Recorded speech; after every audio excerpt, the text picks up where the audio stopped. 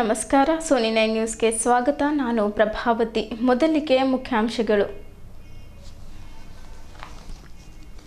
ಕರ್ನಾಟಕ ರಾಜ್ಯ ಬಲಗೈ ಜಾತಿಗಳ ಒಕ್ಕೂಟದ ಅಧ್ಯಕ್ಷ ಜ್ಞಾನಪ್ರಕಾಶ್ ಸ್ವಾಮಿ ಅವರು ಸಂವಿಧಾನದ ಸಾಮರ್ಥ್ಯ ಎಲ್ಲರಿಗೂ ತೋರಿಸೋಣ ಎಂದು ಕರೆ ನೀಡಿದರು. ಸಿಖ್ ಧರ್ಮದ 9ನೇ ಗುರು ಶ್ರೀ ತೇಗ್ ಬಹದ್ದೂರ್ ಅವರ 350ನೇ ಶಹೀದ್ ದಿವಸ ನಿಮಿತ್ತ ನಗರದಲ್ಲಿ ಕೀರ್ತನೆಯೊಂದಿಗೆ ಭವ್ಯ ಜಾಗೃತಿ ಶೋಭಾಯಾತ್ರೆ ನಡೆಯಿತು. ಹುಮ್ನಾಬಾದ್ ಶಾಸಕರಾದ ಡಾಕ್ಟರ್ ಸಿದ್ದು ಪಾಟೀಲ್ ಅವರು ನಾಡಿನ ಸಮಸ್ತ ಜನತೆಗೆ, ವಿಶೇಷವಾಗಿ ಹುಮ್ನಾಬಾದ್ ಜನತೆಗೆ ದಸರಾ ಹಬ್ಬದ ಶುಭಾಶಯ ಕೋರಿ ತುಳಜಾಪುರಕ್ಕೆ ಕಾಲ್ನಡಿಗೆಯ ಮೂಲಕ ಭಕ್ತರ ಸಮೂಹ ಹೊರಡುತ್ತಿದೆ.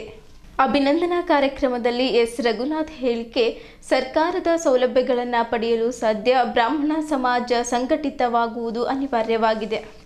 ಅತಿವೃಷ್ಟಿ ಕಲ್ಯಾಣ ಕರ್ನಾಟಕ ಭಾಗಕ್ಕೆ 10,000 ಕೋಟಿ, ಪ್ರತಿ ಎಕರೆಗೆ 30,000 ನೀಡಲು ಕನ್ನಡಿಗರ ರಕ್ಷಣಾ ವೇದಿಕೆ ಪ್ರಧಾನ ಮಂತ್ರಿಗೆ ಆಗ್ರಹಿಸಿ ಶ್ರೀಕಾಂತ್ ಭವಾನಿ. ಸುದ್ದಿಯ ವಿವರಗಳು. ಕರ್ನಾಟಕ ರಾಜ್ಯ ಬಲಗೈ ಜಾತಿಗಳ ಒಕ್ಕೂಟದ ಅಧ್ಯಕ್ಷ ಜ್ಞಾನಪ್ರಕಾಶ್ ಸ್ವಾಮಿ ಅವರು ಸಂವಿಧಾನದ ಸಾಮರ್ಥ್ಯ ಎಲ್ಲರಿಗೂ ತೋರಿಸೋಣ ಎಂದು ಕರೆ ನೀಡಿದರು. ಬೀದರ್ ನಗರದ ಚನ್ನಬಸವ ಪಟ್ಟದೇವರು ರಂಗಮಂದಿರದಲ್ಲಿ ನಡೆದ ಒಳ ಮೀಸಲಾತಿ ವರದಿ ಒಳಸಂಚು ವಿಚಾರ ಸಂಕಿರಣದಲ್ಲಿ ಅವರು ಮಾತನಾಡಿದ್ದರು. ಸಿದ್ದರಾಮಯ್ಯನವರ ರಾಜಕೀಯ ಜೀವನಕ್ಕೆ ನಾವು ಮುನ್ನುಡಿ ಬರೆದೆವು. 2017ರಲ್ಲಿ ನಾವು ಬೆಂಬಲಿಸದಿದ್ದರೆ ಅವರು 2 ಬಾರಿ ಮುಖ್ಯಮಂತ್ರಿಯಾಗುತ್ತಿರಲಿಲ್ಲ. ಆದರೆ ನಮ್ಮನ್ನೇ ಪ್ರವರ್ಗ ಬಿಯಲ್ಲಿ ಸೇರಿಸಿದ್ದಾರೆ. ಇದನ್ನು ಸರಿಪಡಿಸದೇ ಇದ್ದರೆ ಮುಖ್ಯಮಂತ್ರಿಯ ಕಚೇರಿಗೆ ಮುತ್ತಿಗೆ ಹಾಕುವ ನಿರ್ಧಾರ ಕೈಗೊಂಡಿದ್ದೇವೆ ಎಂದು ಎಚ್ಚರಿಸಿದರು. ಅವರು ಮುಂದುವರಿಸಿ, ನಾಗಮೋಹನ್ ದಾಸ್ ವರದಿಯ ಬಲಗೈ ಸಮುದಾಯದ 60,000 ಜನರ ಸಂಖ್ಯೆಯನ್ನು ಕುಗ್ಗಿಸುವ ಹುನ್ನಾರವಾಗಿದೆ. ನಮ್ಮ ಸಮುದಾಯವನ್ನು ವಿಭಜಿಸುವ, ಕುಗ್ಗಿಸುವ ಪ್ರಯತ್ನ ಸರ್ಕಾರದಿಂದ ನಡೆಯುತ್ತಿದೆ. ನಾಗ್ಪುರದ RSSನಿಂದಲೇ ಈ ಕುತಂತ್ರ ನಡೆದಿದೆ. ಆದರೆ ನಾವು ಹೆದರದ ಜನ, ಹೋರಾಟಕ್ಕೆ ಸಿದ್ಧ ಎಂದು ಹೇಳಿದರು. ಬಲಗೈ ಸಮುದಾಯಕ್ಕೆ ಪ್ರವರ್ಗ ಎ ಸ್ಥಾನವನ್ನು ನೀಡದಿದ್ದರೆ ರಾಜ್ಯಾದ್ಯಂತ ಹೋರಾಟ ಹಮ್ಮಿಕೊಳ್ಳುವುದಾಗಿ ಅವರು ಘೋಷಿಸಿದ್ದರು. 1 ವಾರದೊಳಗೆ ಕ್ಯಾಬಿನೆಟ್ ಸಭೆ ಕರೆಯಬೇಕು, ಇಲ್ಲದಿದ್ದರೆ ಸರ್ಕಾರ ಬೀಳುವ ಮಟ್ಟದ ಚಳವಳಿ ಆರಂಭವಾಗಲಿದೆ ಎಂದು ಸ್ವಾಮಿ ಎಚ್ಚರಿಸಿದರು. ಸಭೆಯ ಅಧ್ಯಕ್ಷ ಅರವಿಂದ್ ಕುಮಾರ್ ಬೆಲ್ದಾರರು ಮಾತನಾಡಿ, ನಮ್ಮ ಸಮುದಾಯದ ಮೇಲೆ ನಡೆಯುತ್ತಿರುವ ಅನ್ಯಾಯವನ್ನು ತಡೆದಿಡಲು ನಾವು ಸಿದ್ಧರಿದ್ದೇವೆ. ಸ್ವಾಮೀಜಿ ಅವರ ನೇತೃತ್ವದಲ್ಲಿ ಬೀದರ್ನಿಂದ ಬೆಂಗಳೂರುವರೆಗೆ ಹೋರಾಟ ನಡೆಯಲಿದೆ ಎಂದರು. ಈ ಸಂದರ್ಭದಲ್ಲಿ ಶ್ರೀಪತರಾವ್ ದೀನೆ ಅವರು ಸಂವಿಧಾನ ಪಠಿಸಿದರು. ಬಾಬುರಾವ್ ಪಾಸ್ವಾನ್ ಸ್ವಾಗತ ಭಾಷಣ ಮಾಡಿದ್ದರು. ಪ್ರದೀಪ್ ನಾಟೇಕರ್ ನಿರೂಪಿಸಿದ್ದರು. ಹಿರಿಯ ಹೋರಾಟಗಾರರಾದ ರಮೇಶ್ ಡಾಕುಳ್ಗಿ, ಬಾಬು ಪಾಸ್ವಾನ್, ಸಂದೀಪ್ ಕಾಂಟೆ, ಅಂಬಾದಾಸ್ ಗಾಯಕ್ವಾಡ್ ಹಾಗೂ ಇತರರು ಉಪಸ್ಥಿತರಿದ್ದರು. ಡೈಲಿ ಡಾಟಾ ಕಲೆಕ್ಟ್ ಮಾಡಬೇಕು. ಯಾವ ಹೋಗಿದ್ರು, ಎಲ್ಲಿ ಹೋಗಿದ್ರು, ಏನೇನು ಬರೆದಿದ್ದಾರೆ, ನಮ್ಮಲ್ಲಿ ಏನು ಧರ್ಮಕ್ಕೂ ಜಾತಿಗೆ ಏನು ಸಂಬಂಧ? See, common sense. Reservation is given by the which base? In the caste base or religious base? See should be respect of majority. Majority should be respect of democracy. ಪ್ರಜಾಪ್ರಭುತ್ವದಲ್ಲಿ number game is a most important. ಪ್ರಜಾಪ್ರಭುತ್ವದಲ್ಲಿ ಜನಸಂಖ್ಯೆ ಬಹಳ important. ಯಾರು ಹೇಳ್ತಾರೆ ನಾವು Buddhist ಅಂತ ಬರೆದು ಬಿಟ್ರೆ ನಮ್ಗೆಲ್ಲ ಹೊಟ್ಟೈತದೆ. ಅಯ್ಯೋ, ಧರ್ಮದ ಕಾಲಮಲ್ಲಿ ಏನ್ ಬರೀಬೇಕು? 300 ಫೋನ್ ಒಂದ್ ದಿನಕ್ಕೆ. ಜಾತಿ ಏನ್ ಬರೀಬೇಕು? ಎಷ್ಟು ಪ್ರಶ್ನೆಗಳಪ್ಪ, ಎಷ್ಟು ಪ್ರಶ್ನೆಗಳು. ನಾವು ಹೇಳ್ತಾ ಇದ್ದೇವೆ ಪ್ರಜಾಪ್ರಭುತ್ವದಲ್ಲಿ ಸಂಖ್ಯಾಬಲ. ಈ ಸಂಖ್ಯೆಯನ್ನ ಕುಗ್ಗಿಸ್ಬೇಕು. ಬಲಗೈ ಸಮುದಾಯ ಅಂಬೇಡ್ಕರ್ ವಾದಿಗಳಿದಾರಲ್ಲ, ಅಂಬೇಡ್ಕರ್ ವಾದಿಗಳು ಎದೆತಟ್ಟಿ ಮಾತಾಡ್ತಾರೆ, ಪ್ರಶ್ನೆ ಮಾಡ್ತಾರೆ. ಅವ್ರು ಪ್ರಶ್ನೆ ಮಾಡಿರ್ತಕ್ಕಂಥವ್ರನ್ನ ಶೈಕ್ಷಣಿಕವಾಗಿ ಉದ್ಯೋಗದಲ್ಲಿ ಮುಗಿಸ್ಬೇಕು ಅಂತಕ್ಕಂಥ ಹುನ್ನಾರವನ್ನ ಇವತ್ತು ಮಾಡಿಲ್ಲ. ಅದು ಈ ಆದೇಶ ಎಲ್ಲಿದು? ಈ ಆದೇಶ ಎಲ್ಲಿಂದ ಬಂದಿದೆ? ಗೋಡ್ ಹೊಡೆರಿ ಚಾಪ್, ನಾಗಪುರದ ನಾಗರಾವುಗಳು ಅಲ್ಲಿಂದೇ ಬರೋದು. ಇವು ಅಲ್ಲಿಂದೇ ಬರೋದು. ಆ ಕೊಬ್ಬಿಗೆ ಸರಿಯಾಗಿ ನಾಗಮೋಹನ್ ದಾಸ್ ಸರಿಯಾಗಿ ಬೆಂಕಿ ಹಚ್ಚಿಬಿಟ್ಟಿದ್ದಾನೆ. ನಿಮ್ಮ TP, ZP, MP, MLA ನಿಮ್ಮ ಎಡಬಲ್ಲಿ ನಿಮ್ಮ ಎಲ್ಲ ಹುದ್ದೆಗಳು ಕಟ್ಟು, ಯಾವ ಸಿಗಬಾರದು. ಈ ಹುನ್ನಾರವನ್ನ ಇವತ್ತಿಂದಲ್ಲ, ಇದು ಬಿ ಬಸಲಿಂಗಪ್ಪನವರು,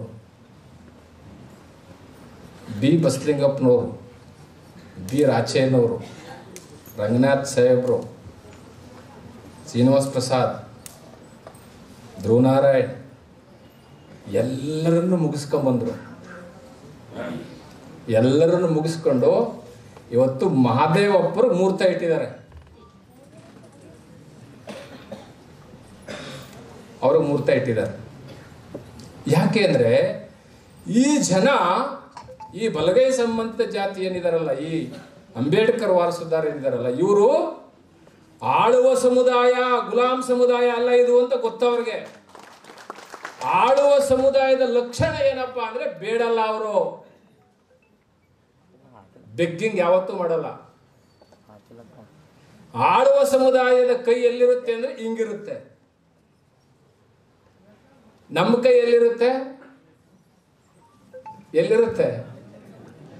ಇಲ್ಲ ನೀಡ್ತೀವಿ ಅಂತ ಹೇಳ್ರಿ, ಅವಮಾನ ಮಾಡ್ಕೊಳ್ಳೋದು ಬೇಡ. ನಾವು ನೀಡ್ತೀವಿ. ಯಾಕೆಂದ್ರೆ ಬೀದರ್ನವ್ರು ಮನಸ್ಸು ಮಾಡಿದ್ರೆ, ಈ ಜಿಲ್ಲೆ ಮನಸ್ಸು ಮಾಡಿದ್ರೆ ಕರ್ನಾಟಕದ ರಾಜಕೀಯ ಚಿತ್ರಣವನ್ನೇ ಬದಲು ಮಾಡಬಹುದು. ಇಲ್ಲಿಂದ ಸ್ಟಾರ್ಟ್ ಮಾಡಬಹುದು. ನವೆಂಬರ್ ತಿಂಗಳಲ್ಲಿ 10 ಲಕ್ಷ ಜನ ಸೇರ್ಬಿಟ್ಟು ಬೆಂಗಳೂರು ಅರಮನೆ ಮೈದಾನದಲ್ಲಿ ಬಿಡಪ್ಪ ಕುರ್ಚಿ ನಮಗೋಸ್ಕರವಾಗಿ ಅಂತ ಕೇಳ್ಬೋದು ನಾವು. ಅಷ್ಟು ತಾಕತ್ ನಮ್ಗಿದೆ. ಆ ಕೆಲಸ ಮಾಡಬೇಕಾಗಿದೆ. ಹಾಗಾಗಿ ಈ ಒಂದು ಸಂದರ್ಭದಲ್ಲಿ ನಮ್ಗಾಗಿರ್ತಕ್ಕಂಥ ಅನ್ಯಾಯಗಳನ್ನ ಯಾಕೆ ಪ್ರಶ್ನೆ ಮಾಡ್ಬೇಕು ನಾವು ಅಂದ್ರೆ, ಬೀದರ್ ಜನ ಪ್ರಜ್ಞಾವಂತರಿರೋದ್ರಿಂದ ಅಧಿಕಾರಿಗಳು ಯಾವಾಗಲೂ ಸಹ ನಮ್ಮ ಜಾತಿಯನ್ನು ಹೇಳ್ಕೊಳ್ಳಿಕ್ಕೆ ಹಿಂಜರಿಬಾರ್ದು. ಸುಮಾರು 8 ಲಕ್ಷ ಜನ ನಮ್ಮ ಸಮುದಾಯ ಸರ್ವೆಯಿಂದ ಬಿಟ್ಟೋಗಿದೆ. ನಾಗಮೋಹನ್ ದಾಸ್ ಸರ್ವೆ 8 ಲಕ್ಷ. ಜಾತಿಯನ್ನೇ ಹೇಳ್ಕೊಳ್ಳದೆ ಇರತಕ್ಕಂಥವ್ರು ಸುಮಾರು 2,70,000 ಚಿಲ್ಲರೆ ಇಲ್ಲ. ಜಾತಿನೇ ಹೇಳ್ಕೊಂಡಿಲ್ಲ ಇವರು. ಏಕೆನೂ ಹೇಳಿಲ್ಲ, ಏಡಿನೂ ಹೇಳಿಲ್ಲ ಸರ್. ಜಾತಿನೇ ಹೇಳ್ಕೊಂಡಿಲ್ಲ ಇವರು. ಹಾಗಾಗಿ ಅವರು ನಮ್ಮ ಸೋದರರು. ನಾವು ಯಾವತ್ತೂ ಅವ್ರ ಶತ್ರುಗಳಲ್ಲ. ಅಂಬೇಡ್ಕರ್ನ ಓದ್ಕೊಂಡಂಥವ್ರು. ನಾವು ಯಾರನ್ನೂ ದ್ವೇಷ ಮಾಡ್ತಕ್ಕಂಥವ್ರಲ್ಲ. ಅವರು ನಮ್ಮ ಸೋದರರು.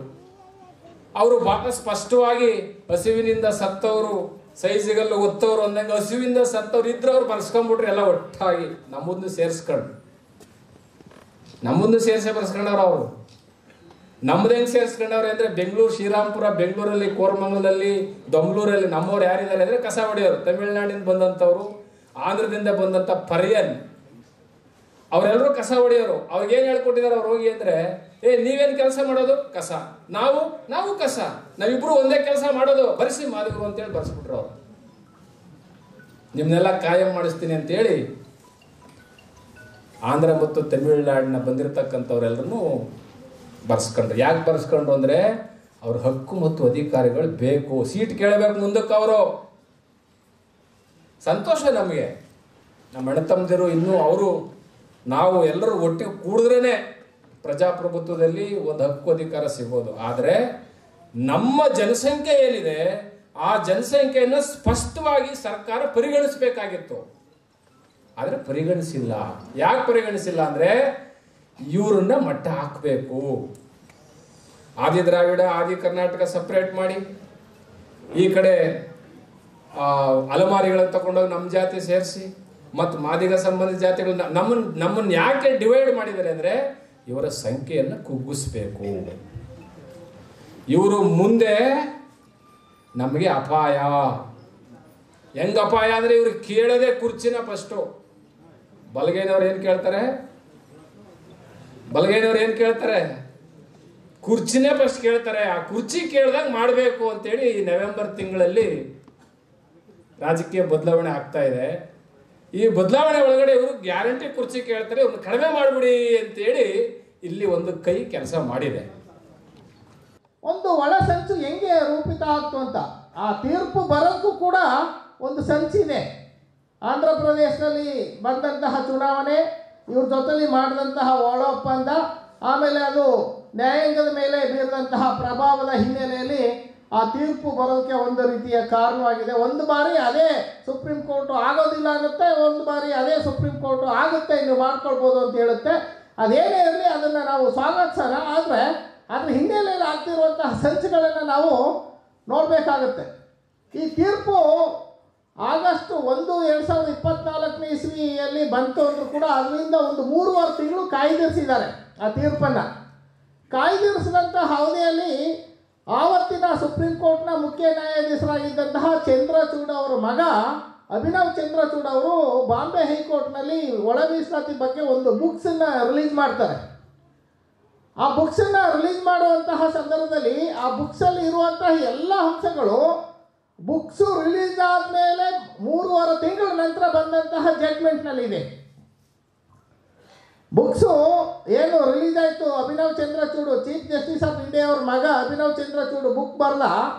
ಆ ಬುಕ್ಕಲ್ಲಿರುವಂತಹ ಎಲ್ಲ ಅಂಶಗಳು ಇವತ್ತಿನ ಚೀಫ್ ಜಸ್ಟಿಸ್ ಆಗಿರುವಂತಹ ಗವಾಯಿ ಸಾಹೇಬರು 187 ಪುಟಗಳ ಒಂದು ಜಡ್ಜ್ಮೆಂಟನ್ನು ಕೊಟ್ಟಿದ್ದಾರೆ. ಅದರಲ್ಲಿ ಶೆಡ್ಯೂಲ್ ಕ್ಯಾಸ್ಟ್ನಲ್ಲಿಯೂ ಕೂಡ ಸರ್ಕಾರಿ ಅಧಿಕಾರಿಗಳಾದಂತೆ ಅವ್ರನ್ನ ಮೀಸಲಾತಿಯಿಂದ ಹೊರಗಡೆ ಇಡಬೇಕು, EWS ತರಬೇಕು, ಎಕನಾಮಿಕಲಿ ಬ್ಯಾಕ್ವರ್ಡ್ನೆಸ್ಸನ್ನು ಅವ್ರು ಮುಂದುವರೆದಂತಹ ಶೆಡ್ಯೂಲ್ ಕ್ಯಾಸ್ಟ್ನವ್ರನ್ನ ಮೀಸಲಾತಿಯಿಂದ ಹೊರಗಡೆ ಇಡಬೇಕು ಅನ್ನುವಂಥ ಅಂಶಗಳಿದೆ. ಆ ಎಲ್ಲ ಅಂಶಗಳು ಅಭಿನವ್ ಚಂದ್ರಚೂಡ್ ಬರೆದಿರುವಂತಹ ಪುಸ್ತಕದಲ್ಲೂ ಕೂಡ ಇದೆ.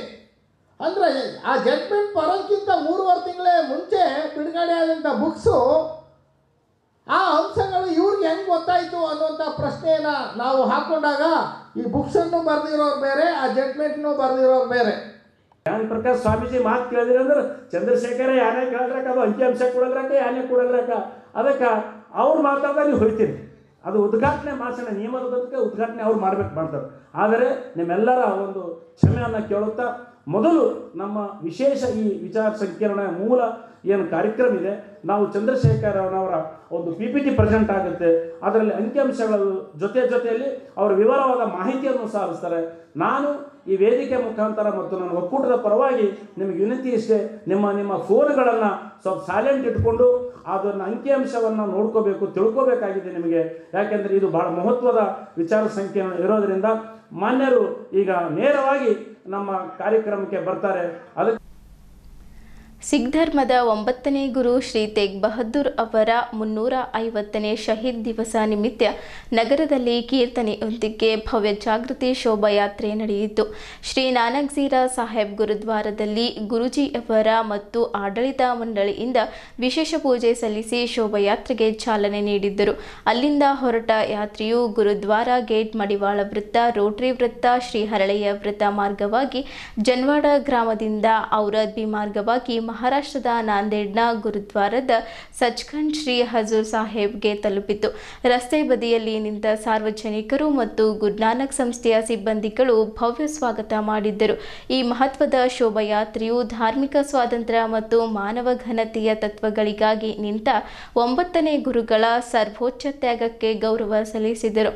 ಶ್ರೀ ನಾನಕ್ ಝೀರಾ ಸಾಹೇಬ್ ಫೌಂಡೇಶನ್ ಅಧ್ಯಕ್ಷರಾದ ಡಾಕ್ಟರ್ ಎಸ್ ಬಲ್ಬೀರ್ ಸಿಂಗ್ ಅವರು ಮಾತನಾಡಿ, ಬೀದರ್ ಜಿಲ್ಲಾಡಳಿತ, ಪೊಲೀಸ್ ಇಲಾಖೆ, ಪತ್ರಿಕಾ ಮತ್ತು ಎಲೆಕ್ಟ್ರಾನಿಕ್ಸ್ ಮಾಧ್ಯಮ ಮತ್ತು ಸಾರ್ವಜನಿಕರು ನೀಡಿದ ಅಚಲ ಬೆಂಬಲ ಮತ್ತು ಸಹಕಾರಕ್ಕೆ ನಮ್ಮ ಹೃತ್ಪೂರ್ವಕ ಕೃತಜ್ಞತೆಯನ್ನ ಸಲ್ಲಿಸುತ್ತೇನೆ.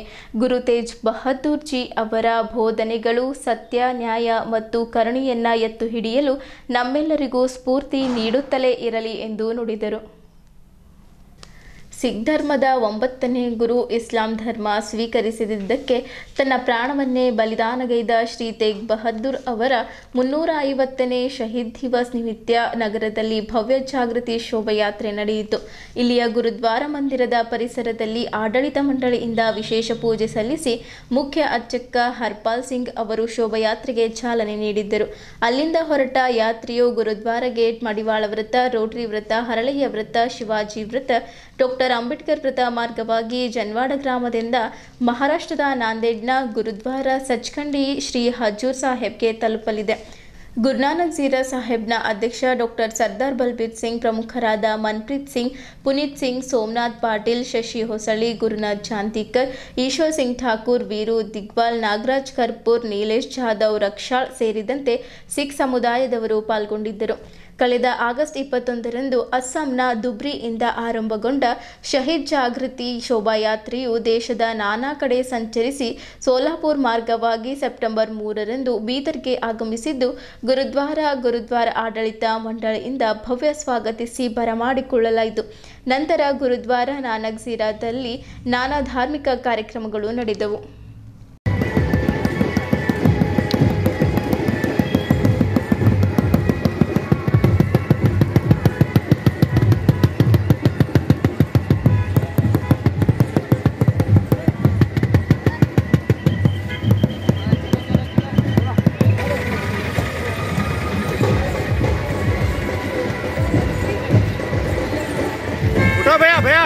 भैया उठाओ अण्णा, नमस्कार अण्णा. आराम.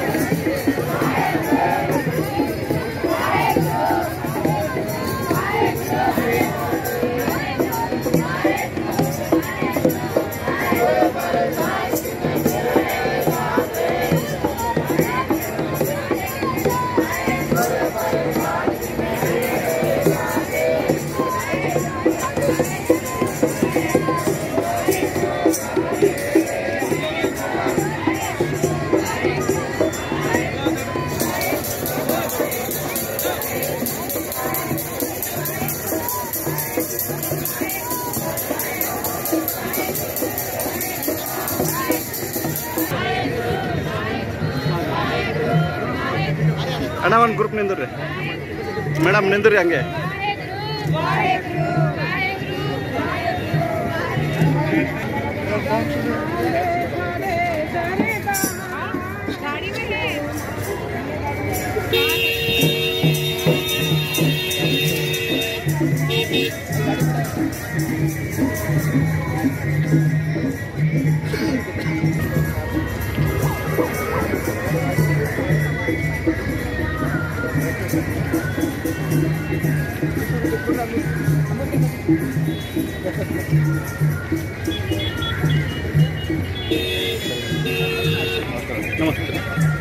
गुरु तेग बहादुर जी का जो 355वां ईयर हम मना रहे हैं,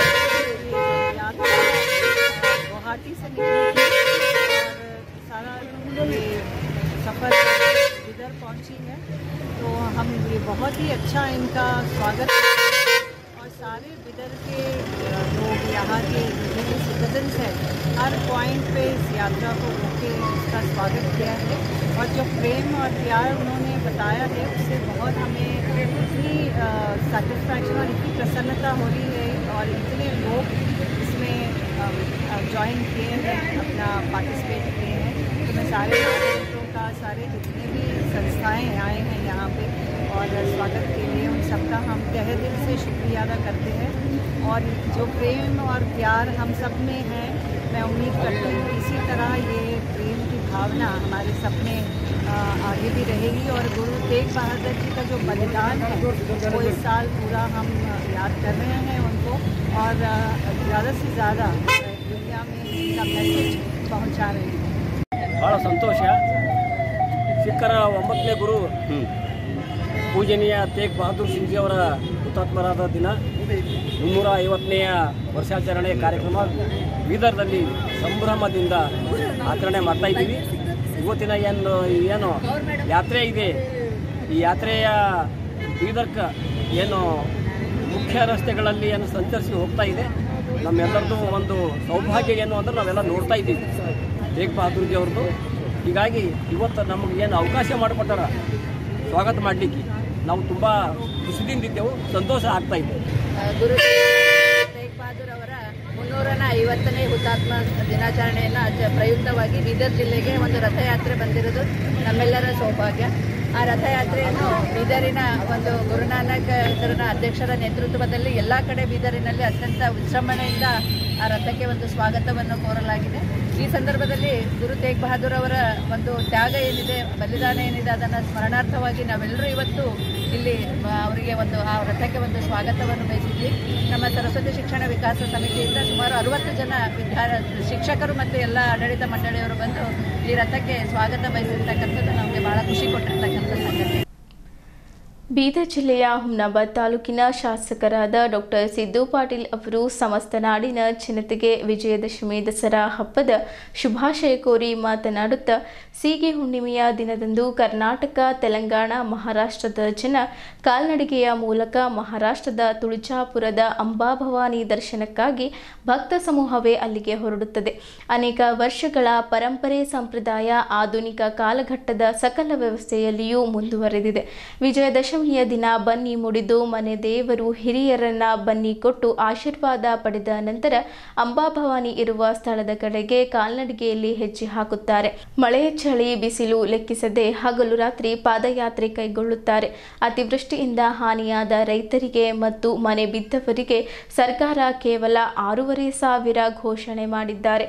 ಅದು ಯಾವುದು ಸಾಕಾಗಲ್ಲ. ಮಾಜಿ ಮುಖ್ಯಮಂತ್ರಿ ಯಡಿಯೂರಪ್ಪನವರ ಸರ್ಕಾರ ಇದ್ದಾಗ ಮನೆ ಬಿದ್ದವರಿಗೆ 50,000ದಿಂದ 5 ಲಕ್ಷದವರೆಗೆ ನೀಡುತ್ತಿದ್ದರು. ಅದೇ ರೀತಿ ಈ ಸರ್ಕಾರವು ಕೂಡ ಬಡ ಜನರಿಗೆ ಕಣ್ಣು ಒರೆಸುವಂತಹ ಕೆಲಸ ಮಾಡಬೇಕೆಂದು ಸರ್ಕಾರಕ್ಕೆ ಒತ್ತಾಯಿಸುತ್ತೇನೆ ಎಂದು ಮಾತನಾಡುತ್ತಾ ಹೇಳಿದ್ದರು. ಈ ಸಂದರ್ಭದಲ್ಲಿ ಅವರ ಅಭಿಮಾನಿಗಳು, ಹಿತೈಷಿಗಳು ಸೇರಿದಂತೆ ಇತರರು ಇದ್ದರು. ಸಮಸ್ತ ನಾಡಿನ ಮಹಾಜನತೆಗೆ, ವಿಶೇಷವಾಗಿ ಹುಮ್ನಾಬಾದ್ ಮತ್ತು ಮಹಾಜನತೆಗೆ ಪವಿತ್ರ ಹಬ್ಬ, ನಾಡಿನ ಹಬ್ಬ ದಸರಾ ಹಬ್ಬದ ಹಾರ್ದಿಕ ಶುಭಾಶಯ ಹೇಳುತ್ತಾ, ಅದರಂತೆ ಈ ಹಬ್ಬದ ಪ್ರಯುಕ್ತವಾಗಿ ಇವತ್ತು ಲಕ್ಷಗಟ್ಟಲೆ ಜನರು ಪಾದಯಾತ್ರೆ ಮುಖಾಂತರ ಆ ತುಳಜಾಪುರ ಅಂಬಾಭವಾನಿಯ ಒಂದು ಆಶೀರ್ವಾದ ಪಡ್ಕೊಳ್ಳಕ ಇವತ್ತು ನಾವು ನೋಡ್ಬೋದು. ಇವತ್ತು ತೆಲಂಗಾಣ, ಆಂಧ್ರ, ಮಹಾರಾಷ್ಟ್ರ ಅನೇಕ ಕಡೆಯಿಂದ ಭಕ್ತಾದಿಗಳು ತಮ್ಮ ಹರಕೆಯನ್ನು ಹೊತ್ತಿ ಇವತ್ತು ಕಾಲ್ನಡಿಗೆ ಮುಖಾಂತರ ಆ ತಾಯಿಯ ದರ್ಶನವನ್ನು ಪಡ್ಕೊಳ್ಳಕ ಇವತ್ತು ಲಕ್ಷಗಟ್ಟಲೆ ಜನರು ಹೋಗ್ತಾ ಇದ್ದಾರೆ. ಹೋದಂಥ ಎಲ್ಲ ಭಕ್ತಾದಿಗಳಿಗೆ ಆ ತಾಯಿಯ ಆಶೀರ್ವಾದ ಇರಲಿ, ಯಾವುದೇ ಅವರಿಗೆ ಕೊರತೆ ಆಗದಂತೆ, ಯಾವುದೇ ಒಂದು ಇದಾಗದಂತೆ ಆ ತಾಯಿಯ ಒಂದು ಇದು ಮಾಡಿಕೊಟ್ಟು ಆ ತಾಯಿಯ ಒಂದು ದರ್ಶನ ಆಗಲಂತ ನಾನು ಆ ತಾಯಿಯಲ್ಲಿ ಪ್ರಾರ್ಥನೆ ಮಾಡ್ತೀನಿ. ಅದರಂತೆ ತಾವು ನೋಡ್ತಾ ಇದ್ದಾಗೆ ಈ ಒಂದು ಮಳೆಗಾಲದಲ್ಲಿ ಅತಿವೃಷ್ಟಿ, ಬಹಳಷ್ಟು ಮಳೆ ಆದ ಕಾರಣ ಇವತ್ತು ಭಾಳಷ್ಟು ತೊಂದರೆ, ನಮ್ಮ ರೈತರು ಸಂಕಷ್ಟದಲ್ಲಿ ಸಿಲ್ಕೊಂಡಿದ್ದಾರೆ. ಇವತ್ತು ಒಂದು ರಾಶಿನೂ ಕೂಡ ಏನು ಬಿತ್ತಿದಂಥ ಬೆಳೆ ರಾಶಿನೂ ಕೂಡ ಆಗಿಲ್ಲ. ಇವತ್ತು ಆ ರೈತರು ಭಾಳ ಸಂಕಷ್ಟದಾಗಿದ್ದಾರೆ. ನಾವು ಮೊನ್ನೆ ಕೂಡ ಸರ್ಕಾರಕ್ಕೆ ಎಚ್ಚರಿಕೆ ಕೊಟ್ಟು ಇವತ್ತು ನಮ್ಮ ಬೆಳೆದಂಥ ರೈತರಿಗೆ ಪರಿಹಾರ, ಸರ್ಕಾರದಿಂದ ಹೆಚ್ಚಿನ ಪರಿಹಾರ ಕೊಡಬೇಕಂತ ಘೋಷಣೆ ಮಾಡಿದಾಗ ಮೊನ್ನೆ ಏನು ನಮ್ಮ ರಾಜ್ಯದ ಮುಖ್ಯಮಂತ್ರಿಗಳು ಸಿದ್ದರಾಮಯ್ಯವರು ಬಂದು ಸಮೀಕ್ಷೆನೂ ಕೂಡ ಮಾಡ್ಕೊಂಡು ಹೋಗಿ ಏನು ಇವತ್ತು NDRF ಒಂದು ಇದರಿಂದ ಕೇಂದ್ರ ಸರ್ಕಾರದ ದುಡ್ಡು ಬರ್ತಾ ಇದೆ ಮತ್ತು ರಾಜ್ಯ ಸರ್ಕಾರದಿಂದ ರೈತರಿಗೆ ಭರವಸೆ ಕೊಟ್ಟು ಹೋಗಿದ್ದಾರೆ. ಅದಕ್ಕಾಗಿ ಇವತ್ತು ಆ ತಾಯಿ ಏನು ರೈತರು ಸಂಕಷ್ಟದಲ್ಲಿದ್ದಂಥ ರೈತರಿಗೆ ಒಂದು ಗಚ್ಚಿಯಾಗಿ ನಿಂತು ಆಶೀರ್ವಾದ ಮಾಡಬೇಕಾಗ್ತದೆ. ಯಾಕಂತಂದರೆ ತಾವು ನೋಡ್ಬೋದು ಎಲ್ಲ ಕಡೆ ಗೊತ್ತಾ ಹಳ್ಳ ಕೊಳ್ಳ ಕೆರೆಗಳು ಎಲ್ಲವೂ ಕೂಡ ತುಂಬಿ ಹೋಗಿದೆ. ಇನ್ನು ಹೊಲ್ದಾಗಿಂದು ನೀರು ಕೂಡ ಹೋಗ್ತಾ ಇಲ್ಲ.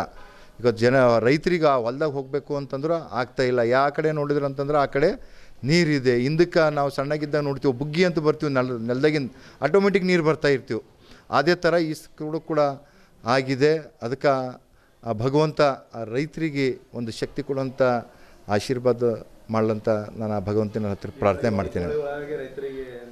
ಈಗಾಗಲೇ ಮೊನ್ನೆ ಏನು ಸಮೀಕ್ಷೆ ಮಾಡಿದ ಒಂದು ಸಂದರ್ಭದಲ್ಲಿ ಬೇಗನೆ ಕೇಂದ್ರಕ್ಕೆ ಒಂದು ರಿಪೋರ್ಟ್ ಕಳಿಸಿ ಕೇಂದ್ರ ಸರ್ಕಾರ ಮತ್ತು ರಾಜ್ಯ ಸರ್ಕಾರ ಒಂದು ಆಶ್ರಯದಲ್ಲಿ ಇವತ್ತು ಒಣ ಬೇಸಾಯ ಬೆಳೆದಂಥ ರೈತರಿಗೆ 17,000 ರೂಪಾಯಿ ಮತ್ತು ನೀರಾವರಿ ಒಂದು ಇದ್ದವರಿಗೆ 25,000 ರೂಪಾಯಿ, ವಾರ್ಷಿಕ ಏನು ಬೆಳೆ ತೆಗಿತಾರೆ ಅವರಿಗೆ 30,000 ರೂಪಾಯಿ. ಇನ್ನೊಂದು ನಾನು ಹೇಳೋಕ್ಕೆ ಇಚ್ಛೆಪಡ್ತೀನಿ, ತಾವು ನೋಡ್ಬೋದು ಏನು ಸರ್ಕಾರ ಘೋಷಣೆ ಮಾಡಿದೆ, ಈ ಬಡ ಜನರ ಮನೆಗಳೇನು ಬಿದ್ದಿದೆ ಅದಕ್ಕೆ ಕೇವಲ 6,500 ರೂಪಾಯಿ ಘೋಷಣೆ ಮಾಡಿದ್ದಾರೆ. ಇವತ್ತು 6,500 ರೂಪಾಯಿ ಯಾವುದಕ್ಕೂ ಕೂಡ ಸಾಕಾಗಲ್ಲ. ಇವತ್ತು ಒಂದು ಯಾವುದೋ ಮನೆ ಸ್ವಲ್ಪ ಬಿತ್ತು ಅಂತಂದ್ರೆ ಆ ಗೌಂಡಿಗೆ ಕುಳ್ಳಕ್ಕೆ ಲೇಬರ್ ಬಂದಂಥ ಅವ್ರಿಗೆ 6,000 ರೂಪಾಯಿ ಕೊಡ್ತಾ ಅಂತಂದ್ರೆ ಯಾರೂ ಕೂಡ ಬರಲ್ಲ. ಅದಕ್ಕಾಗಿ ನಾನು ಸರ್ಕಾರಕ್ಕೆ ಒತ್ತಾಯ ಮಾಡ್ತೀನಿ, ಹೇಗೆ ಯಡಿಯೂರಪ್ಪರು ಮುಖ್ಯಮಂತ್ರಿ ಆಗಿದ್ದಾಗ ಮನೆ ಸ್ವಲ್ಪ ಬಿದ್ದಿತ್ತು ಅಂದರೆ 50,000 ರೂಪಾಯಿ, 50% ಬಿದ್ದಿತ್ತು ಅಂದರೆ 2.5 ಲಕ್ಷ, ಪೂರ ಸಂಪೂರ್ಣ ಬಿದ್ದಿತ್ತು ಅಂತಂದ್ರೆ 5 ಲಕ್ಷ ರೂಪಾಯಿವರೆಗೆ ಘೋಷಣೆ ಮಾಡಿದ್ರು. ಅದೇ ಥರ ಈ ಸರ್ಕಾರನೂ ಕೂಡ ಆ ಬಡ ಜನರಿಗೆ ಕಣ್ಣುಗುರಿಸುವಂಥ ಕೆಲಸ ಮಾಡಬೇಕಂತ ನಾನು ತಮ್ಮ ಮಾಧ್ಯಮ ಮುಖಾಂತರ ಸರ್ಕಾರಕ್ಕೆ ಒತ್ತಾಯ ಮಾಡ್ತೀನಿ. ಇವತ್ತು ಇಂದಿನ ದಿನದಲ್ಲಿ ಬ್ರಾಹ್ಮಣ ಸಮಾಜ ಸಂಘಟಿತರಾಗುವುದು ಅನಿವಾರ್ಯವಾಗಿದೆ ಎಂದು ಅಖಿಲ ಕರ್ನಾಟಕ ಬ್ರಾಹ್ಮಣ ಸಮಾಜದ ರಾಜ್ಯಾಧ್ಯಕ್ಷ ಎಸ್ ರಘುನಾಥ್ ಅವರು ಹೇಳಿದ್ದರು. ನಗರದ ರಾಘವೇಂದ್ರ ಸ್ವಾಮಿ ಮಠದ ಆವರಣದಲ್ಲಿ ಇರುವ ಶ್ರೀನಿವಾಸ ಕಲ್ಯಾಣ ಮಂಟಪದಲ್ಲಿ AKBMS ಜಿಲ್ಲಾ ಘಟಕ ಹಾಗೂ ಸಮಸ್ತ ಬೀದರ್ ಜಿಲ್ಲಾ ಬ್ರಾಹ್ಮಣ ಸಮಾಜದವರಿಂದ ಆಯೋಜಿಸಿದ ಅಭಿನಂದನಾ ಕಾರ್ಯಕ್ರಮದಲ್ಲಿ ಅಭಿನಂದನೆ ಸ್ವೀಕರಿಸಿ ಮಾತನಾಡಿದ್ದರು. ಬ್ರಾಹ್ಮಣ ಸಮಾಜ ಅತ್ಯಂತ ಪ್ರಾಮಾಣಿಕ ಸಮಾಜವಾಗಿದೆ, ಆದರೆ ಸಂಘಟನೆ ಕೊರತೆಯಿಂದ ಸಮಾಜ ನಿರ್ಲಕ್ಷ್ಯಕ್ಕೆ ಒಳಗಾಗಿದೆ ಎಂದರು. ಆದ್ದರಿಂದ ಸಮಾಜದ ಸಂಘಟನೆಗಾಗಿ ರಾಜ್ಯವ್ಯಾಪಿ ಸುತ್ತಾಡುತ್ತಿದ್ದು ಸಮಾಜದ ಬಾಂಧವರು ಸಂಘಟನೆಗಾಗಿ ಕೈಜೋಡಿಸಬೇಕೆಂದು ಅವರು ಸಂಘಟನೆಯಿಂದ ಸರ್ಕಾರ ಸೌಲಭ್ಯಗಳಿಂದ ಪಡೆಯಲು ಸಾಧ್ಯ ಎಂದರು. ರಾಜ್ಯಾದ್ಯಂತ ಸದಸ್ಯತ್ವ ಅಭಿಯಾನ ಮಾಡುತ್ತಿದ್ದು ಎಲ್ಲರೂ ಸದಸ್ಯತ್ವ ಪಡೆಯಬೇಕು ಎಂದು ಅವರು ಪ್ರತಿ ಜಿಲ್ಲೆಯಲ್ಲಿ ಈ ಮೊದಲು ಬೀದರ್ ಜಿಲ್ಲೆಯಲ್ಲಿ 117 ಸದಸ್ಯರಿದ್ದರು. ಚುನಾವಣಾ ನಂತರ ಬೀದರ್ ಜಿಲ್ಲೆಯಲ್ಲಿ ಜಿಲ್ಲಾಧ್ಯಕ್ಷ ವೆಂಕಟೇಶ್ ಕುಲಕರ್ಣಿ ಹಾಗೂ ಜಿಲ್ಲಾ ಎಲ್ಲ ಪದಾಧಿಕಾರಿಗಳು ನೇತೃತ್ವದಲ್ಲಿ ಇಂದು 800ಕ್ಕೂ ಹೆಚ್ಚು ಜನರು ಸದಸ್ಯರಾಗಿದ್ದಾರೆ ಎಂದು ಮಾತನಾಡುತ್ತಾ ಹೇಳಿದರು. ಇದು ಉತ್ತಮ ಬೆಳವಣಿಗೆಯಾಗಿದೆ. ಅದಕ್ಕೆ ರಾಜ್ಯ ಘಟಕದ ಪರವಾಗಿ ಅಧ್ಯಕ್ಷರಿಗೂ ಹಾಗೂ ಎಲ್ಲ ಜಿಲ್ಲಾ ಪದಾಧಿಕಾರಿಗಳು ಅಭಿನಂದನೆ ಸಲ್ಲಿಸುತ್ತೇನೆ ಎಂದರು. ಬ್ರಾಹ್ಮಣರ ಏಳಿಗೆಗಾಗಿ ನನ್ನ ಅವಧಿಯಲ್ಲಿ ರೂಪಾಯಿ 100 ಕೋಟಿ ಕಾರ್ಪಸ್ ನಿಧಿ ಸಂಗ್ರಹಕ್ಕೆ ಯೋಜನೆ ಮಾಡಲಾಗುತ್ತಿದ್ದು, ಸ್ಥಿತಿವಂತ ಬ್ರಾಹ್ಮಣರಿಂದ ನಿಧಿ ಸಂಗ್ರಹಿಸಿ ಸಂಕಷ್ಟದಲ್ಲಿರುವ ಬಡ ಬ್ರಾಹ್ಮಣರಿಗೆ ಸಹಾಯವಾಗುವಂತೆ ಎಕೆಬಿಎಂಎಸ್ ಸಹಾಯ ಮಾಡಲಿದೆ ಎಂದರು. ಇದೇ ಸಂದರ್ಭದಲ್ಲಿ ಬ್ರಾಹ್ಮಣ ಅಭಿವೃದ್ಧಿ ಮಂಡಳಿ ಅಧ್ಯಕ್ಷ ಜಯಸಿಂಹ ಅವರು ಮಾತನಾಡಿ, ರಾಜಕೀಯದಲ್ಲಿ ಗುಂಡಾರಾವ್ ಹಾಗೂ ನರಸಿಂಹರಾವ್ ಅವರ ಸೇವೆಯನ್ನು ಕೊಂಡಾಡಿದ ಅವರು ಬ್ರಾಹ್ಮಣ ಅಭಿವೃದ್ಧಿ ಮಂಡಳಿಯಿಂದ ಬಡ ಬ್ರಾಹ್ಮಣರಿಗೆ ಅನೇಕ ಯೋಜನೆಗಳನ್ನು ಸರ್ಕಾರ ಮಾಡಿದ್ದು, ಸಮಾಜದ ಬಾಂಧವರು ಇದರ ಉಪಯೋಗ ಮಾಡಿಕೊಳ್ಳಬೇಕು ಎಂದು ಮನವಿ ಮಾಡಿದ್ದರು. ಕಾರ್ಯಕ್ರಮಕ್ಕೂ ಮೊದಲು ರಾಜ್ಯ ಅಧ್ಯಕ್ಷ ರಘುನಾಥ್ ಹಾಗೂ ಬ್ರಾಹ್ಮಣ ಅಭಿವೃದ್ಧಿ ಮಂಡಳಿ ಅಧ್ಯಕ್ಷ ಜಯಸಿಂಹ ಅವರನ್ನ ಕಾರ್ಯಕ್ರಮದ ಸ್ಥಳಕ್ಕೆ ಬೈಕ್ ರ್ಯಾಲಿ ಮುಖಾಂತರ ಕರೆತರಲಾಯಿತು. ಇದೇ ಸಂದರ್ಭದಲ್ಲಿ ಅಖಿಲ ಕರ್ನಾಟಕ ಬ್ರಾಹ್ಮಣ ಮಹಾಸಭಾದ ಜಿಲ್ಲಾ ಕಚೇರಿಯನ್ನು ರಾಜ್ಯಾಧ್ಯಕ್ಷರು ಉದ್ಘಾಟಿಸಿದರು. ಬ್ರಾಹ್ಮಣ ಸಮಾಜದ ಪ್ರತಿಭಾವಂತ ವಿದ್ಯಾರ್ಥಿಗಳಿಗೆ ಸನ್ಮಾನಿಸಲಾಯಿತು. ಇದೇ ಸಮಯದಲ್ಲಿ ನೂತನ ರಾಜ್ಯಾಧ್ಯಕ್ಷ ರಘುನಾಥ್ ಹಾಗೂ ಅಭಿವೃದ್ಧಿ ಮಂಡಳಿಯ ಅಧ್ಯಕ್ಷ ಜಯಸಿಂಹ ಅವರನ್ನು ಅಭಿನಂದಿಸಿ ಸನ್ಮಾನಿಸಲಾಯಿತು. ಕಾರ್ಯಕ್ರಮದಲ್ಲಿ ಎಕೆಬಿಎಂಎಸ್ ಎಲ್ಲ ಗೌರವ ಅಧ್ಯಕ್ಷರಾದ ಸುಧಾಕರ್ ರಾವ್ ಪಾಟೀಲ್, ಕೇಶರಾವ್ ತಲ್ಘಟ್ಕರ್, ನರಸಿಂಹ ದೀಕ್ಷಿತ್, ರಾಜ್ಯ ಸಂಘಟನಾ ಕಾರ್ಯದರ್ಶಿ ಸತೀಶ್ ಕುಲಕರ್ಣಿ ಕೋಲಾರ್, ರಾಜ್ಯ ಜಂಟಿ ಕಾರ್ಯದರ್ಶಿ ರಾಜೇಶ್ ಹಳಕೇಡ್, ಶ್ರೀಮತಿ ರೇಖಾ, ಶ್ರೀಮತಿ ಪ್ರಮೋದಿನಿ ಕುಲಕರ್ಣಿ ಕಲಬುರ್ಗಿ, ರಾಘವೇಂದ್ರ ದೇಶಪಾಂಡೆ, ಶ್ರೀ ಪ್ರಮೋದ್ ಮನೋಹರ್ ದಂಡೆ, ಮಕರಂದ್ ಕುಲಕರ್ಣಿ, ಅರವಿಂದ್ ಕುಲಕರ್ಣಿ ಉಪಸ್ಥಿತರಿದ್ದರು. ಕಾರ್ಯಕ್ರಮದ ಅಧ್ಯಕ್ಷತೆಯನ್ನು ಜಿಲ್ಲಾಧ್ಯಕ್ಷ ಹಾಗೂ ರಾಜ್ಯ ಉಪಾಧ್ಯಕ್ಷ ವೆಂಕಟೇಶ್ ಕುಲಕರ್ಣಿ ಹುಮ್ನಾಬಾದ್ ವಹಿಸಿದ್ದರು. ಅನಿಲ್ ಕುಮಾರ್ ಚಿಕ್ಕಮನ್ನೂರ್ ಸ್ವಾಗತಿಸಿದರು. ರಾಮರಾವ್ ಕುಲಕರ್ಣಿ ಪ್ರಾಸ್ತಾವಿಕವಾಗಿ ಮಾತನಾಡಿದ್ದರು. ಕಾರ್ಯಕ್ರಮವನ್ನು ದೇವಿದಾಸ್ ಜೋಶಿ ನಿರೂಪಣೆ ಮಾಡಿದ್ದರು. ಗೋಪಾಲ್ ಕುಲಕರ್ಣಿ ಅವರು ವಂದನಾರ್ಪಣೆ ಮಾಡಿದ್ದರು. ಕಾರ್ಯಕ್ರಮದಲ್ಲಿ 500ಕ್ಕಿಂತಲೂ ಹೆಚ್ಚಿನ ಸಮಾಜ ಬಾಂಧವರು, ಮಹಿಳೆಯರು, ಯುವಕರು ಉಪಸ್ಥಿತರಿದ್ದು ಕಾರ್ಯಕ್ರಮ ಯಶಸ್ವಿಗೊಳಿಸಿದರು.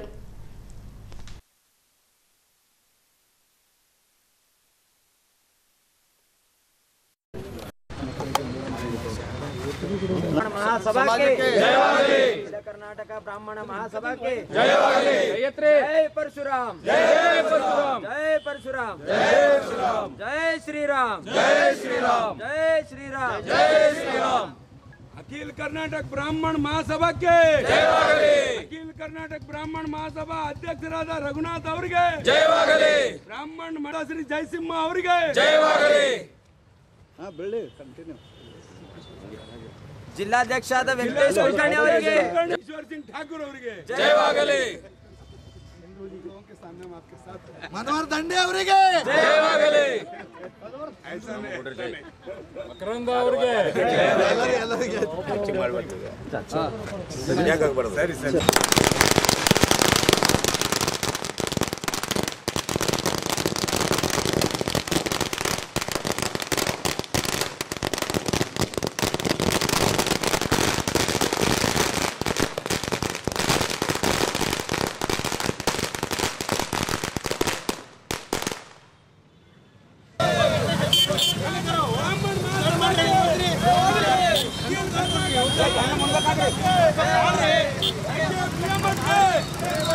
ರಘುನಾಥ್ ಅವರಿಗೆ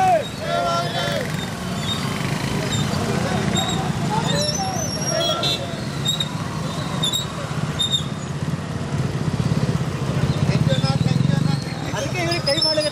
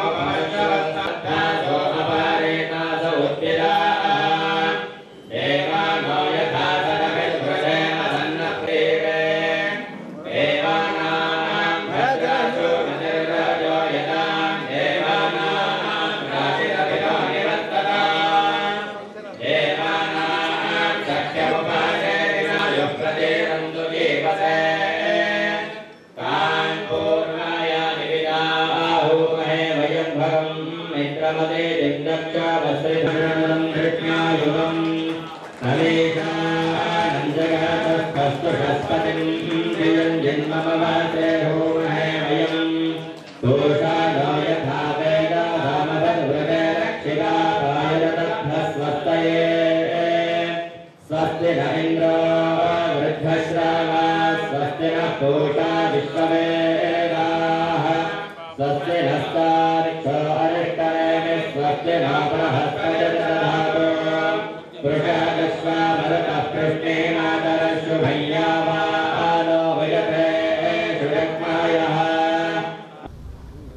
ಏಪ್ರಿಲ್ 2025 ಅಂದರೆ 5 ತಿಂಗಳ ಹಿಂದೆ ನಡೆದಂಥ ಈ ಒಂದು ಚುನಾವಣೆಯಲ್ಲಿ ಬೀದರ್ ಜಿಲ್ಲೆಯಲ್ಲಿ ಕೇವಲ 117 ಜನ ಮಾತ್ರ ನಮ್ಮ ಅಖಿಲ ಕರ್ನಾಟಕ ಬ್ರಾಹ್ಮಣ ಮಹಾಸಭಾಗೆ ಸದಸ್ಯರಿದ್ದರು. ಆದರೆ ವೆಂಕಟೇಶ್ ಕುಲಕರ್ಣಿರವರು ಆಯ್ಕೆಯಾದ ಬಂದ ನಂತರ ಒಂದು ಚಾಲೆಂಜ್ ತಗೊಂಡು ಬೀದರ್ ಜಿಲ್ಲೆಯಲ್ಲಿ ಸುಮಾರು ಒಂದು 2-3 ಸಾವಿರ ಆದರೂ ಮಿನಿಮಮ್ 1 ವರ್ಷದಲ್ಲಿ ಮೆಂಬರ್ಶಿಪ್ ಮಾಡ್ತೀನಿ ಅಂತ ಒಂದು ಹಠ ತೊಟ್ಟು ಅದರ ಪ್ರಕಾರವಾಗಿ ಈಗಾಗಲೇ 730ಕ್ಕಿಂತ ಹೆಚ್ಚು ಸದಸ್ಯರನ್ನ ಈಗ 5 ತಿಂಗಳಲ್ಲಿ ಮಾಡಿದ್ದಾರೆ. ಹಾಗಾಗಿ ಅವರಿಗೆ ಅನಂತ ಅಭಿನಂದನೆಗಳು, ಶುಭಾಶಯಗಳು. ಇವತ್ತಿನ ಈ ಕಾರ್ಯಕ್ರಮಕ್ಕೆ ವೆಂಕಟೇಶ್ ಕುಲಕರ್ಣಿ ಅವರು ಕರ್ನಾಟಕ ರಾಜ್ಯ ಸರ್ಕಾರದ ಬ್ರಾಹ್ಮಣ ಅಭಿವೃದ್ಧಿ ಮಂಡಳಿಯ ಅಧ್ಯಕ್ಷರಾದ ಹಿರಿಯ ಬ್ರಾಹ್ಮಣ ಮುಖಂಡರು ಆದಂತಹ ಸನ್ಮಾನ್ಯ ಶ್ರೀ ಅಸುಗೋಡು ಜಯಸಿಂಹ ಅವರನ್ನು ಕೂಡ ಇವತ್ತು ಈ ಕಾರ್ಯಕ್ರಮಕ್ಕೆ ಬರಮಾಡಿಕೊಂಡಿದ್ದಾರೆ. ಅವರು ಕೂಡ ನಮ್ಮ ಜೊತೆಯಲ್ಲಿ ಈ ಕಾರ್ಯಕ್ರಮದಲ್ಲಿ ಭಾಗವಹಿಸ್ತಾ ಇದ್ದಾರೆ.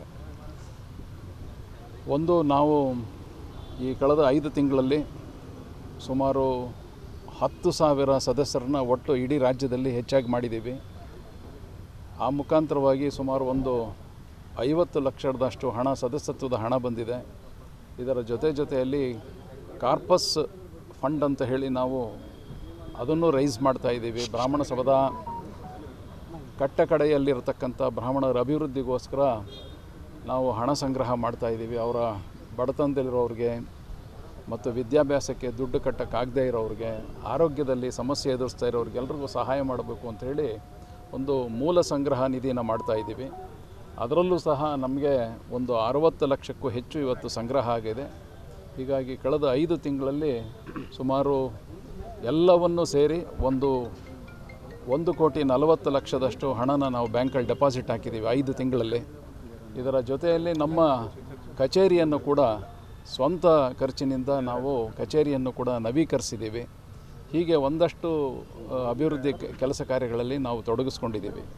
ನಾನು ಕರ್ನಾಟಕ ಸರ್ಕಾರ ನನಗೆ ಬ್ರಾಹ್ಮಣರ ಅಭಿವೃದ್ಧಿ ಮಂಡಳಿ ಅಧ್ಯಕ್ಷನಾಗಿ ಮಾಡಿದ್ದಾರೆ. ಇದರ ಉಪಯೋಗ ನಮ್ಮ ಸಮಾಜದ ಕಟ್ಟಕಡೆ, ಅಂದರೆ ಯಾರು ಎಕನಾಮಿಕಲಿ ವೀಕರ್ ಸೆಕ್ಷನ್ ಅಂತ ಏನು ಅಂದರೆ ಆರ್ಥಿಕವಾಗಿ ಹಿಂದುಳಿದವರಿಗೆ ಕೊಡಬೇಕು ಅನ್ನತಕ್ಕಂಥ ಒಂದು ಅವಕಾಶ ಇದೆ. ಅವ್ರಿಗೆ ನಾವು ನೇರ ಸಹಾಯ ಮಾಡುವಂಥ ಅವಕಾಶ ಇದೆ. ಆ ಒಂದು ಇದನ್ನು ನಿಮ್ಮೆಲ್ಲ ಇಲ್ಲಿ ಮನವರಿಕೆ ಮಾಡೋ ಸಲುವಾಗಿ ಇವತ್ತಿನ ಸಭೆಯಲ್ಲಿ ನಾನು ಕೂಡ ಪಾಲ್ಗೊಳ್ತಾ ಇದ್ದೀನಿ. ಬ್ರಾಹ್ಮಣರು ಎಲ್ಲಿ ಹೆಚ್ಚಿಗೆ ಜನ ಕಾಣ್ತಾರೆ ಅಂದರೆ ಇದು ದೊಡ್ಡ ಕತ್ತಲಲ್ಲಿ ಒಂದೇ ಒಂದು ದೀಪ ಬೆಳಗಿದರೆ ಹೆಂಗೆ ಬೆಳಕಾಗತ್ತೆ, ಬ್ರಾಹ್ಮಣರು ಎಲ್ಲಿರ್ತಾರೋ ಅಲ್ಲಿ ಅದೊಂದು ಬೆಳಕು. ಅಂದರೆ ನಾವು ಲೋಕ ಕಲ್ಯಾಣಕ್ಕಾಗಿ ಹುಟ್ಟಿರ್ತಕ್ಕಂಥ ಒಂದು ವರ್ಗ. ನಾವು ಪ್ರತಿಯೊಬ್ಬರನ್ನೂ ಪ್ರೀತಿ ಮಾಡ್ತೀವಿ. ನಾವು ದ್ವೇಷ ಅನ್ನತಕ್ಕಂಥ ನಮ್ಮ ರಕ್ತದಲ್ಲೇ ಇಲ್ಲ. ನಮಗೆ ಗೊತ್ತಿರೋದು ಒಂದೇ, ಭಗವಂತ ನಮಗೆ ಪ್ರೇರಣೆ ಮಾಡಿರೋದೇನು, ಎಲ್ಲರನ್ನೂ ಪ್ರೀತಿ ಮಾಡಿ ಅವ್ರನ್ನೂ ಬೆಳೆಸಿ ನೀವು ಬೆಳೀರಿ ಅಂತ. ನಾವು ಆ ಒಂದು ಸಿದ್ಧಾಂತದಲ್ಲಿ ಈ ವರ್ಗ, ನಮಗೆ ಸಂಖ್ಯೆಯನ್ನು ಬೇಕಾಗಿಲ್ಲ. ಯಾಕಂದರೆ ಈಗ 1 ರೂಪಾಯಿಗೆ 99 ಪೈಸೆ 1 ರೂಪಾಯಿ ಆಗೋಲ್ಲ. 1 ಪೈಸೆ ಹಾಕಿದಾಗ 1 ರೂಪಾಯಿ ಆಗುತ್ತೆ. ಹಾಗೆ ಬ್ರಾಹ್ಮಣರು 1%, 2% ಯಾರ್ಯಾರ ಮನಸ್ಸಿಗೆ ಏನೇನಂದ್ರೂ ತೊಂದರೆ ಇಲ್ಲ. ಬಟ್ ನಾವು ಪರಿಪೂರ್ಣತೆ ಯಾವುದೇ ಆಗಬೇಕಾದ್ರೆ ಈ ವರ್ಗ ಏನಿದೆಯಲ್ಲ, ಬ್ರಾಹ್ಮಣರ ವರ್ಗ ಅನ್ನತಕ್ಕಂಥ ಎಲ್ಲರನ್ನೂ ಪ್ರೀತಿ ಮಾಡ್ತಕ್ಕಂಥ ಸಮಾಜ ಏನಿದೆಯಲ್ಲ, ಇದು ಎಷ್ಟು ಬೆಳವಣಿಗೆ ಆಗುತ್ತೋ ಅಷ್ಟು ಸಮಾಜಕ್ಕೆ, ರಾಜ್ಯಕ್ಕೆ, ರಾಷ್ಟ್ರಕ್ಕೆ ಒಳ್ಳೆಯದಾಗುತ್ತೆ ಅನ್ನತಕ್ಕಂಥ ಮನೋಭಾವನೆಯಿಂದ ನಾವು ಇವತ್ತು ಸಂಘಟನೆ ಮಾಡೋದು ಬರೀ ಬ್ರಾಹ್ಮಣರದು ಅಂತಂದರೆ, ನಾವು ಹೇಗೆ ಸಮಾಜದಲ್ಲಿ ಸಮಾಜ ಕಟ್ಟಬೇಕು, ಸಮಾಜದಲ್ಲಿ ಬೇರೆಯವರು ಅಂತಂದರೆ ಬರೀ ನಮ್ಮ ಜಾತಿ ಅಂತಲ್ಲ, ಎಲ್ಲರನ್ನೂ ಹೆಂಗೆ ತೊಗೊಂಡೋಗ್ಬೇಕು ಅನ್ನೋ ಒಂದು ನೀತಿ ಪಾಠ ನಮಗೇನು ಹಿಂದಿನ ನಮ್ಮ ಹಿರಿಯರು ಹಾಕ್ಕೊಟ್ಟಿದಾರಲ್ಲ, ಅದು ಈ ಕಂಟಿನ್ಯೂ ಆಗಬೇಕು ಅನ್ನೋ ಒಂದು ದೃಷ್ಟಿನಲ್ಲಿ ನಮ್ಮ ಬ್ರಾಹ್ಮಣ ಸಮಾಜದ ಭಾಳ ಮೇಧಾವಿ, ವಿದ್ಯಾವಂತ ಮತ್ತು ಭಾಳ ಸಜ್ಜನರ ಮನುಷ್ಯ ಆಗಿರ್ತಕ್ಕಂಥ ನಮ್ಮ ರಘುನಾಥ್ ಅವ್ರ ನಾಯಕತ್ವದಲ್ಲಿ ಈಗ ಭಾಳ ಇಡೀ ರಾಜ್ಯದಲ್ಲೇ ಒಳ್ಳೆಯ ಜೋರಾಗಿ ಮುಂಚೂಣಿನಲ್ಲಿ ಈ ಸಮಾಜ ಕಟ್ಟತಕ್ಕಂಥ ಕೆಲಸವನ್ನು ನಾವೆಲ್ಲ ಮಾಡ್ತಾಯಿದ್ದೀವಿ. ನಿಮ್ಮ ಹಾರೈಕೆಯೂ ನಮಗೆಲ್ಲರಿಗೂ ಒಳ್ಳೆಯದಾಗಲಿ ಅಂತಕ್ಕಂಥ.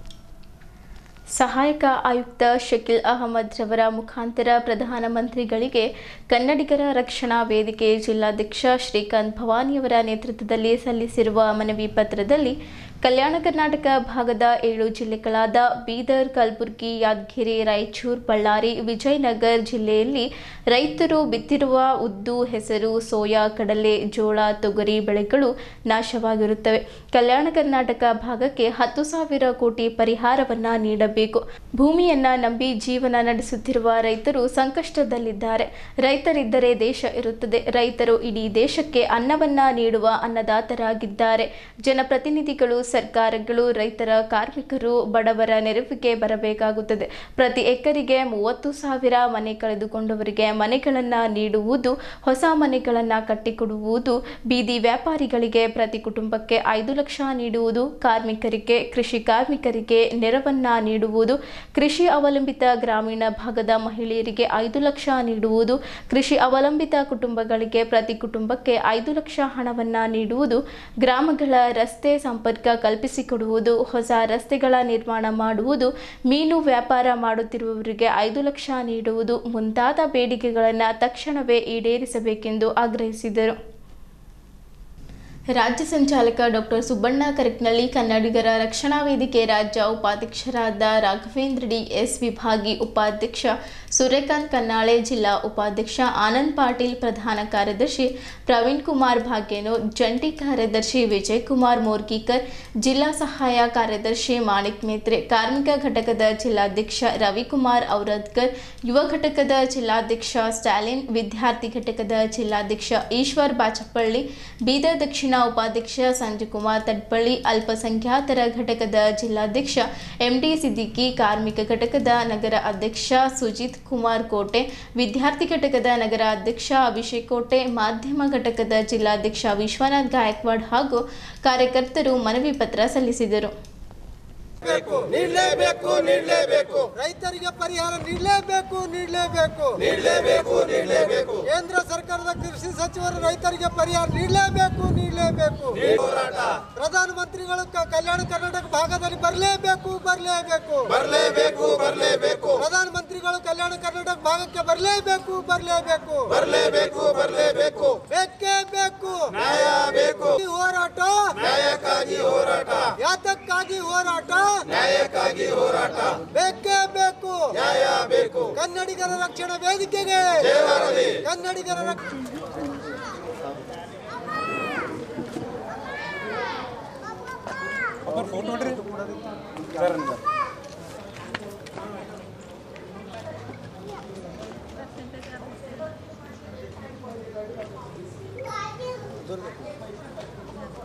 ನಮ್ಮ ಬೀದರ್ ಜಿಲ್ಲೆ ಗುಲ್ಬರ್ಗ, ನಮ್ಮ ಕಲ್ಯಾಣ ಕರ್ನಾಟಕ ವಿಭಾಗದಲ್ಲಿ ರೈತರು ತುಂಬ ಸಂಕಷ್ಟದಲ್ಲಿದ್ದಾರೆ.